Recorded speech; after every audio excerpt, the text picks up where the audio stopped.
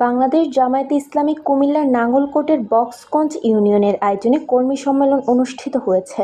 কুমিল্লার নাঙ্গলকোট প্রতিনিধি সাফায়েতুল্লাহ মিয়াজীর প্রতিবেদনে বিস্তারিত টেক্সট রিপোর্টে। শনিবার বিকেলে বক্সগঞ্জ উচ্চ বিদ্যালয় মাঠে এই সভা অনুষ্ঠিত হয়।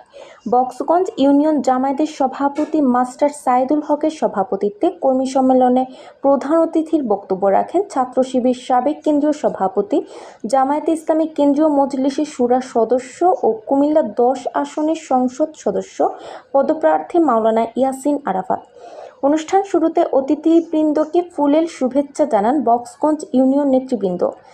বক্সগঞ্জ ইউনিয়ন জামায়াতে ইসলামী সেক্রেটারি ইঞ্জিনিয়ার সাইমন ভূঁইয়ার সঞ্চালনায় কর্মী সম্মেলনে বিশেষ অতিথির বক্তব্য রাখেন কুমিল্লা দক্ষিণ জেলা জামায়াত শুরা কর্মপরিষদ সদস্য ও নাঙ্গলকোট উপজেলা আমির মাওলানা জামাল উদ্দিন, কুমিল্লা দক্ষিণ জেলা শুরা সদস্য অ্যাডভোকেট AJM সালেহ উদ্দিন খন্দকার, উপজেলা সেক্রেটারি মাওলানা নুরুল ইসলাম হাসান, ঢাকা দারুস সালাম থানা আমির হাকিম আব্দুল মান্নান, উপজেলা নায়েবে আমির মাওলানা SM মহিউদ্দিন, সেক্রেটারি মাওলানা ইয়াসিন মজুমদার প্রমুখ।